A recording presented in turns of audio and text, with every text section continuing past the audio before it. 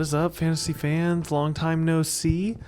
I did not mean to kind of ghost booktube or to stop posting on my channel. It's just nursing school has been very time consuming, and it's taken a lot of focus away from, the channel and other things I wanted to do in the book space. This will probably be my last video until finals are over, but I thought, hey, everyone's done their spooky stuff this month, and Halloween's tomorrow as I'm recording this. I'm hoping to post it tomorrow.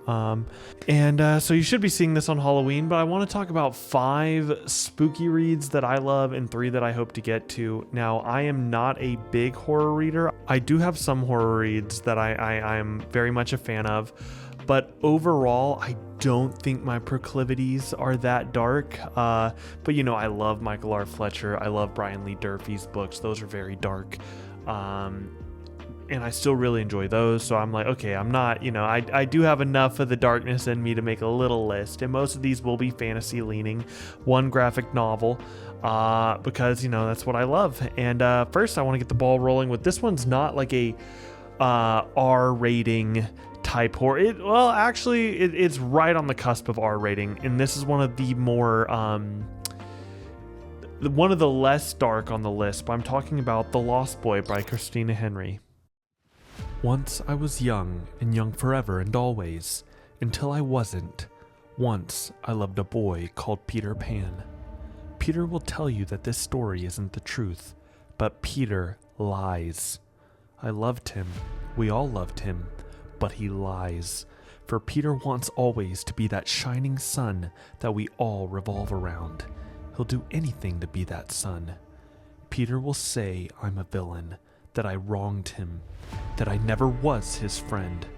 But I told you already, Peter lies. This is what really happened. It's a spin on a fairy tale, the story of Peter Pan, but we follow Jamie, the boy who will grow into the man who will become Captain Hook, and we get Hook's accounting of his earlier adventures with Peter Pan. In this book, Peter Pan is horrifying at times, but he still feels like the Peter Pan we got from the original novel. He's very playful, but to the detriment of the children around him. He doesn't really think about these young kids that he has kind of whisked away from their home, and he doesn't think about the little things like making sure they're fed and making sure their hygiene is up to a certain standard to where they don't fall ill. He is not concerned with these things, but Jamie is. Jamie is always picking up the pieces for Peter, and man, it is such a good story. I absolutely love this book. All right, and next up we have, and this is in no particular order, next up we have my only graphic novel on the list, and I have Detective Comics by Ram V. Look how they have gathered for this spectacle. Do you understand? It doesn't matter to them the lives you saved or the disasters averted. All that stuff is abstract to them. This is about their tangible fears and ambitions and yearnings. They'll hold you up on their shoulders one day and trample you underfoot the next. They don't care. Gotham doesn't care about you. They will watch you swing and will go home and swallow their meals and wake up tomorrow and their lives will go on. Statues will fall, floodlights will be broken, but the world after Batman will be about the same. I truly hope you're listening. I hope these are the last words you hear. No one cares, and no one is coming to save you. This is the intermezzo, but this story is basically presented in a 3-act play, but there's 5 volumes. There's volume 1, which is overture, volume 2, which is act 1, volume 3, which is act 2, then intermezzo, and then you have the final act 3, which is volume 5. And this is the story of Bruce Wayne, Batman, when this old ancient family is returning to Gotham, the Orgums, to which the Arkham family was an offshoot of that family, of the Orgums. And man, this story is brilliant. You have sort of this demonic-esque, but it could just be psychological, bat demon, Barbados, that is vying for Bruce's soul, but also the fate of Gotham. And you see this Orgum family Oh man, this story has so many powerful moments. It delves into the psyche of Harvey Dent's Two-Face and shows it almost like he goes on a little mini quest within his own brain, and you see all the scar tissue that made up the persona, the scar that is Two-Face. It is very intelligently written. I think Romby is a brilliant writer. I can't wait for him to write like a prose form novel. I think he would do so well at crafting a horror novel. I know how this sounds, but I'm telling you, this Batman comic is absolutely brilliant, and it is so powerful in its reflection of trauma, of found family, of heroism.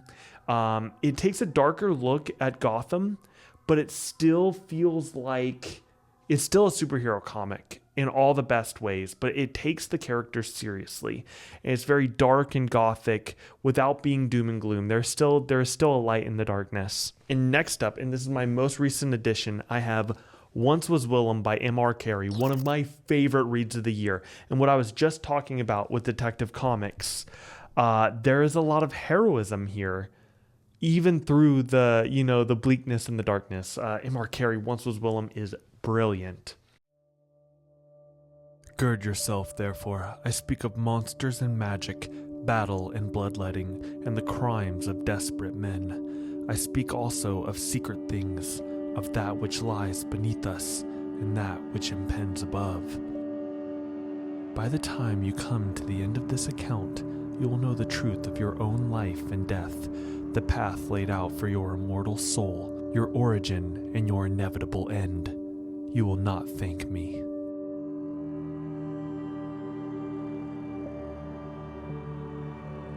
What I love about this book is, imagine Mary Shelley's Frankenstein without the psychotic break that the Frankenstein monster has. Like, yes, Willem is turned away from those that were supposed to love him, from his parents, in a similar way to Frankenstein, how he is Frankenstein's monster, how he's turned away from Victor Frankenstein.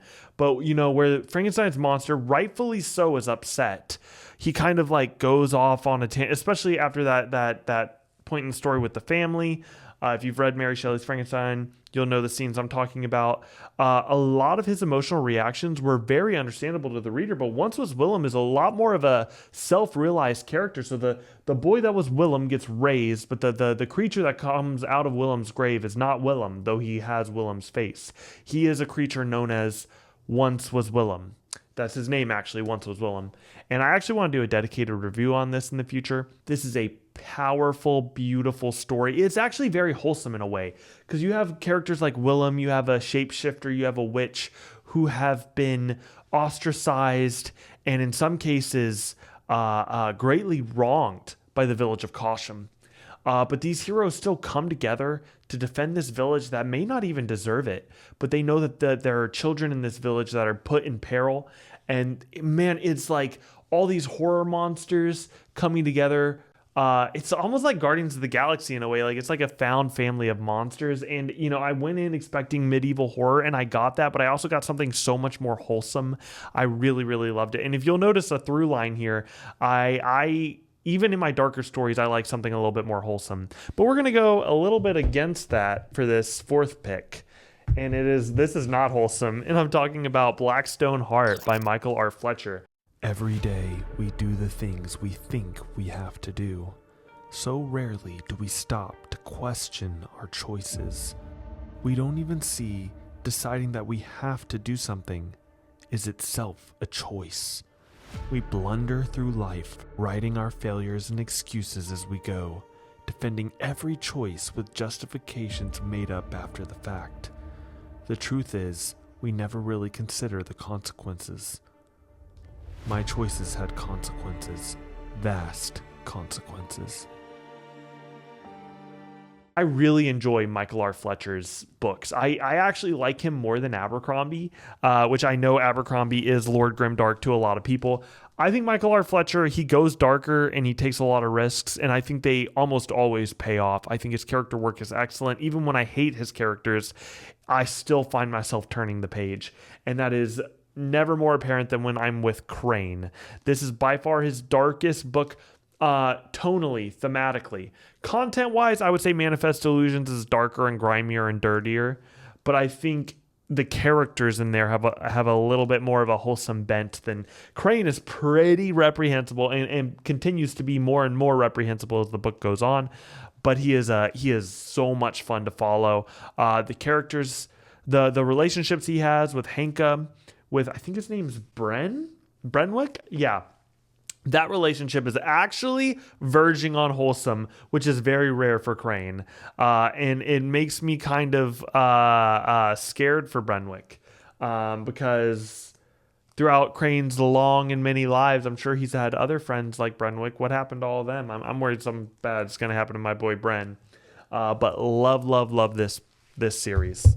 Finally, we have what has been one of my favorite dark fantasies for many years. I first heard about this from Patrick Leo, and it is Dreams of the Dying by Nicholas Lietzau. What do you want me to see? At least that was what he tried to say, for even here in the realm of the dead, the lump kept him silent. The corpse seemed to have heard nonetheless. His lips curled in his mournful deathbed smile, his eyes warm and gentle. It's so simple. You can't hurt me. You can't hurt me. You can't hurt me. Oh, my child, the corpse said. I never meant to. I was only the emissary.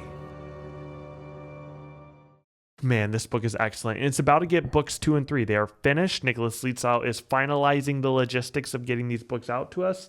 This is a powerful story about a mercenary who was in this sort of like Peace Corps-esque squadron of soldiers that were looking after these different people. And there was also some stuff in his childhood. There are 2 traumatic events that are hinted at that get mapped out as the story goes on. We get a little bit more details on what happened to him before the novel sets out. But the main character of Jespar Delveric has a lot of heart. He is deeply melancholic. He has, he has a lot of character flaws, but at his heart, I think he is a very good human being. There is heroism in the darkness. He is a good person, and he wants to be a good person, but he's a mercenary. He has to go where the money goes, and he gets hired to delve into the dreams of one of the wealthiest men in the world, the wealthiest man in this archipelago, to rouse him from his nightmares. So he finds a dream walker, and it's basically Inception, but like less of a thriller and more of like nightmare fuel stuff. It is such a powerful story. I love this book. It's been so long. I think it needs a reread. When I first read this, it was part of the Enderall series, but now it's been remarketed as the 12th World. But yeah, these are the 5 books that I would recommend for somebody who wants a spookier read. And next up, I want to get into 3 spooky books that I was not able to fit into this October, but I will definitely be reading before next Halloween. And first, I have BookTube's own J.A.J. Mitten's Discovery. Janny Wirtz has told me that this is an excellent story. I read the prologue months ago. I'm going to have to reread it, and I really loved what they were working with here. It showed a lot of promise. It's just there's only so much time, and I read the prologue, I loved it, and then just some other stories came about, but I definitely think I'm going to prioritize this once, nursing school break hits. It's one of those stories that I want to fit in. All right, and next up, a comic by the author of Once Was Willem, Mike Carey, Cul-De-Sac. I saw Mike Carey's name. I knew M.R. Carey was Mike Carey because I'd heard before Once Was Willem that he wrote the X-Men comics. I haven't read any of his comic books, only one novel by him. And might I tell you, he has a remarkable way with words and with characters. So when I saw that he also writes comics, I was so down. I see this and I'm like, oh, what a cute story. And then I opened it up and I'm like, okay, that's a grimier art style. And then the more I looked into it, the more absolutely nightmare fuel it was. And then I look at the back cover and I'm like, okay, that checks out. But I hear Cul-De-Sac is really good. I bought the first 3 issues. I'm not usually an issue buyer. I usually buy my comics in volumes and trades and omnibuses. But, I actually was very interested in reading another story by M.R. Carey. I think he is an amazing voice in fiction in general. and I am very excited to jump into his graphic novel storytelling. And then I have Kian N. Ardalan's The 11th Cycle, which is supposed to be Dark Souls inspired fantasy book, inspired by Berserk as well. Love that cover. Love this broken binding edition of the book. He seems like a really cool dude. And I am excited to read his book. I have a booktube friend, Samwise, that has expressed interest in reading this too. So maybe I'll rope him into reading it sometime soon. But yeah, I don't know when I'll get to these, though Cul-De-Sac is it's very short. But I don't know when I'll get to all of these, but I know it will be before next spooky season. So yeah, let me know. That way next year for Halloween, I'll have a much more expansive spooky read list. But give me some of your more spookier reads. They could be historical medieval horror like Once Was Willem. They could be fantasy horror. They could be just regular contemporary horror novels. Stephen King. I actually read The Talisman by him recently, which was more fantasy and less horror. I didn't realize that. But yeah, any horror, fantasy horror, historical horror, any, it doesn't even have to be horror. It could just be fantasy that's really dark and dastardly. Let me know down in the comment section below. And thanks for watching, guys. Peace.